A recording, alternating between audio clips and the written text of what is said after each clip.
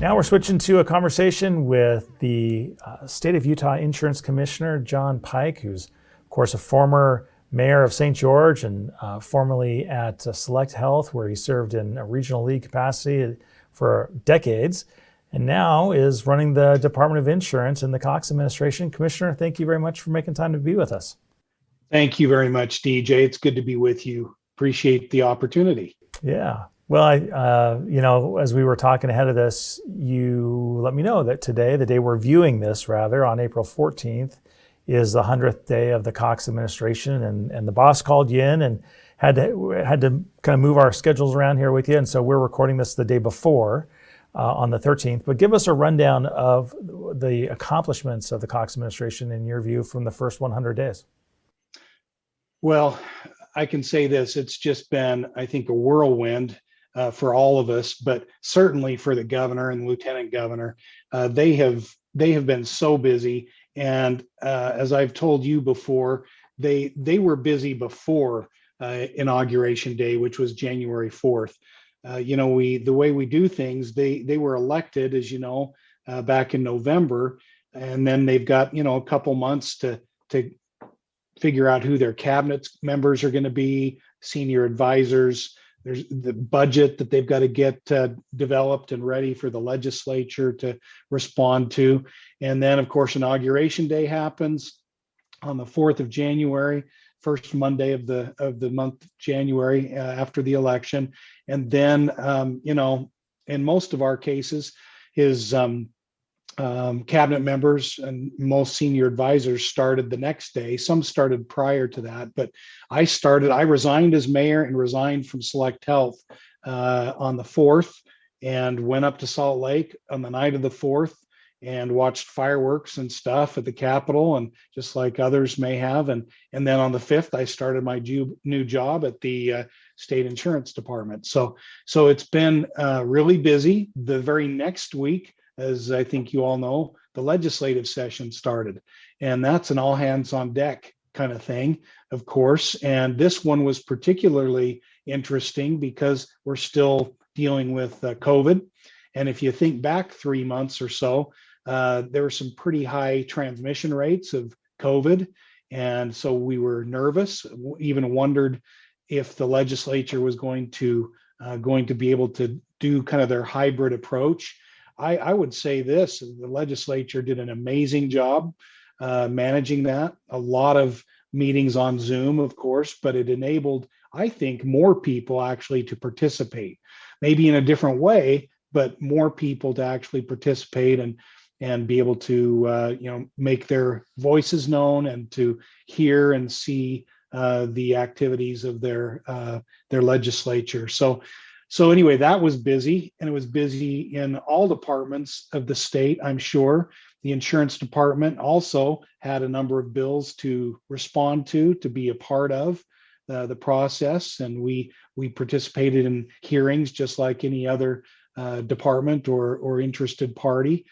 We had our own bill, department bill that we ran with the help of Representative Dunnigan and Senator Bramble. And that passed, thankfully, towards the end of the session. We're always having to update things as it relates to state and national types of issues that come before us. So, and then, like I say, a number of other bills that whether it's groups or individuals or actual legislators decide to run, we've got to respond to and be a part of. And we've also got to consider fiscal impacts to the state, and or whether it's going to be to private parties. So there's a lot of things that our staff has to work through. Very busy time, and here they've got a new commissioner to boot, and so they're trying to get to know me, and I'm trying to get to know them. I've not to this day yet met most of our department members. We have about 95-ish.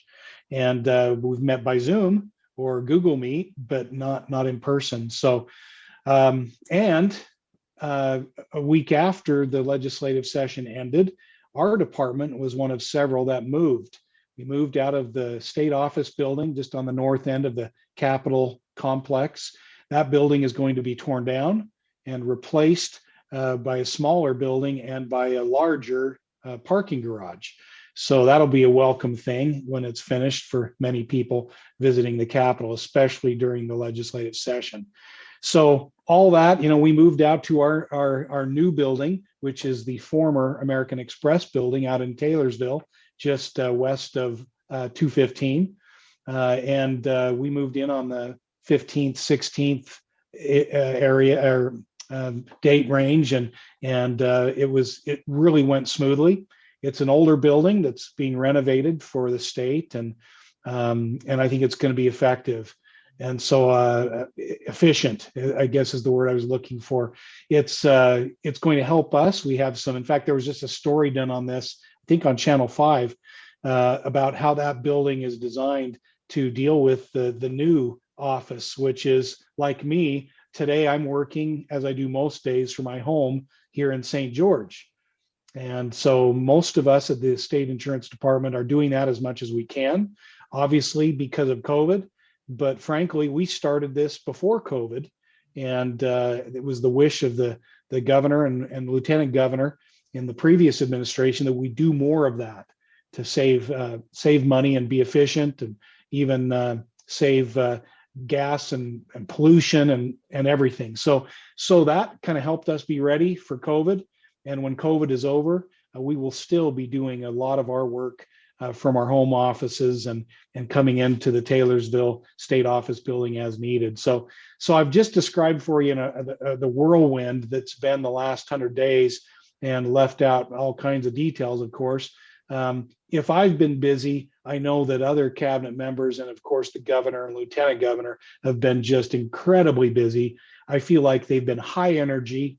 They've done a lot of things already in terms of online town halls. In fact, they just are doing one today. So when you see this, folks, it'll be yesterday. They did one for the youth across the state, Facebook Live town hall that was done by the governor. So I'm really impressed. It's the reason why I joined the team, is because I know this governor, and he absolutely is who you think he is.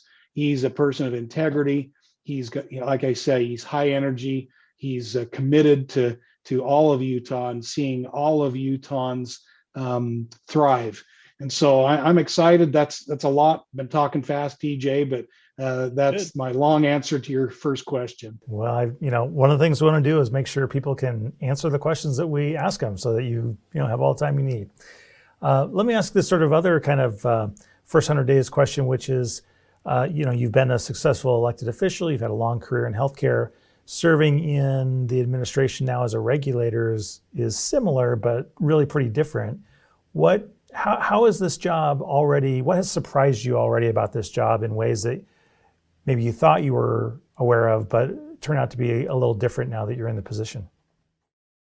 Well, you're exactly right. There's some similarities, especially because I was involved, as you indicated, as the mayor of St. George and on the city council prior to that. So I know a little bit about how government works, and I was involved a fair bit at the state level. Was involved in the Utah League of Cities and Towns as their president, and through that kind of track of learning and being involved during the legislative sessions. So that's the good news, is that I had some experience in the government side of things that helped prepare me for the importance of the legislative session, and knowing some of our legislators, not all of them, because we always have new ones and ones that I didn't work with as much. So that's the part that I understood, that was kind of in my wheelhouse.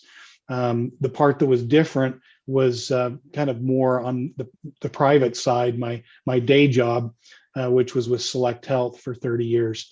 And so I've, in a sense, I've taken a different perspective, like you said, DJ, the regulatory side. So where I've been a carrier rep, and I was a licensed producer, by the way, but I never actually sold a policy. It was always in a support role of producers across the area that I represented, which was Southwest Utah. So I had those perspectives and that experience from the carrier side. Now I'm on the other perspective, which is to make sure, and really this is what our role is, I believe, is to first and foremost protect the citizens of Utah and make sure that we are looking out for them.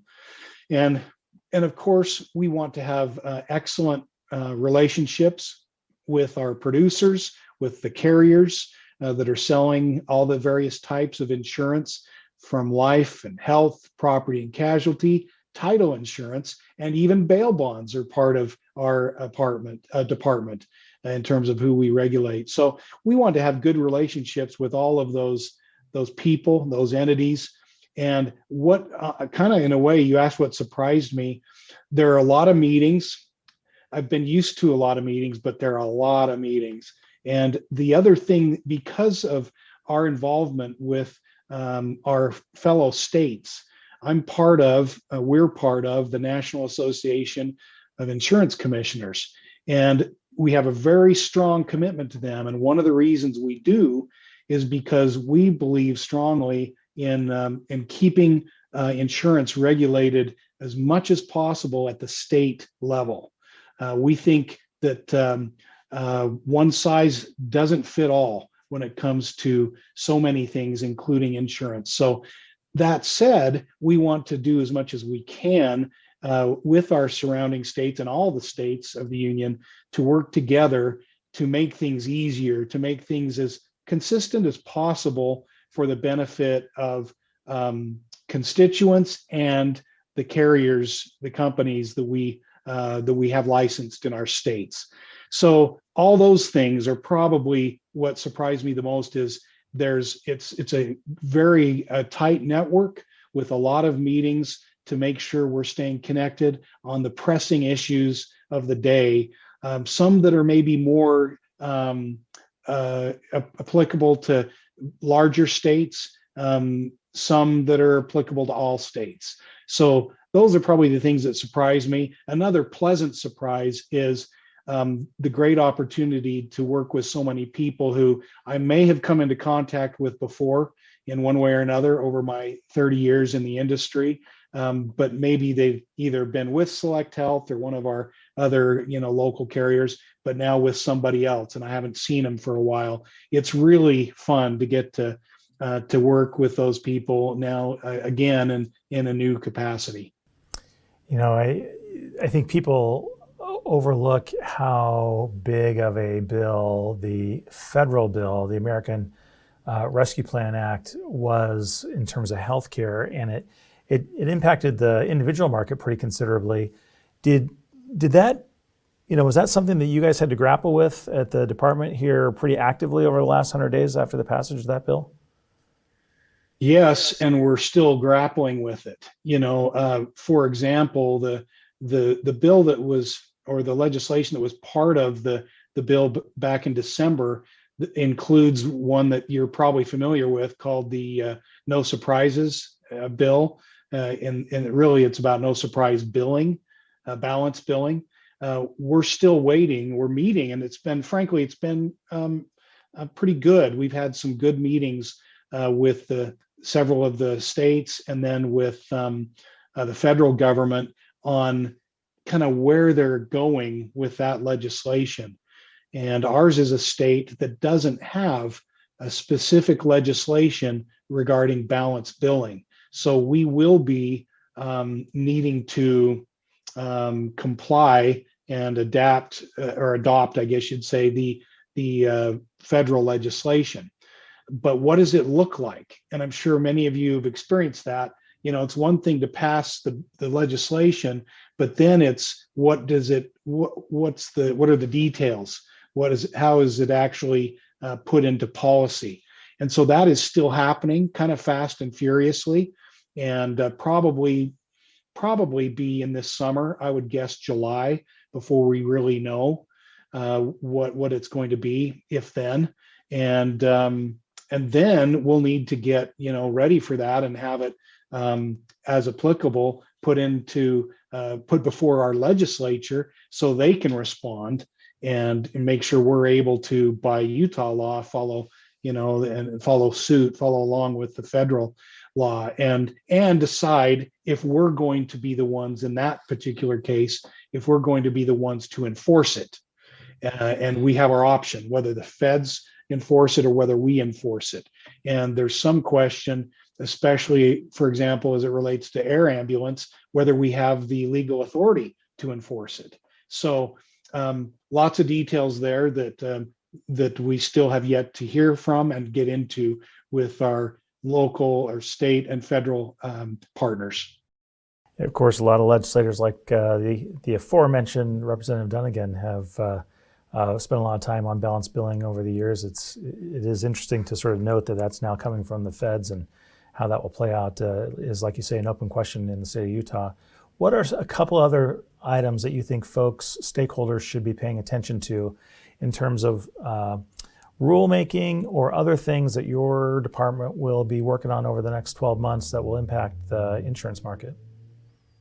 So far, there's just not a whole lot that we can say.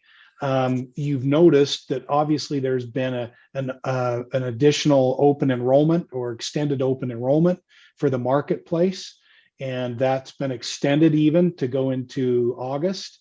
And I was in a meeting a couple days ago where they talked about, the number of people that have come in to that since this special enrollment period. It's not as many as they've thought, but it's still additional people. What's the key to that? And so I heard in a subsequent meeting, well, the key it's price. It's what are the premiums. So I think what we're going to see, DJ and everybody, I think we're going to see things coming from the Biden administration. If they have their way, I think we'll see things that tie to the ability for more people to buy into insurance through the marketplace at lower costs. And that means it's got to be paid for somehow. So I would just say that's the big issue. Stay tuned for how that's done. It's a good reminder that when we hear people talking in Washington, D.C. about things like the cost of healthcare, where the rubber meets the road will be in your department in the state of Utah. So thanks for making time to be with us. Insurance Commissioner John Pike, I appreciate you making time, sir. Thank you very much, DJ. I hope you have a wonderful conference.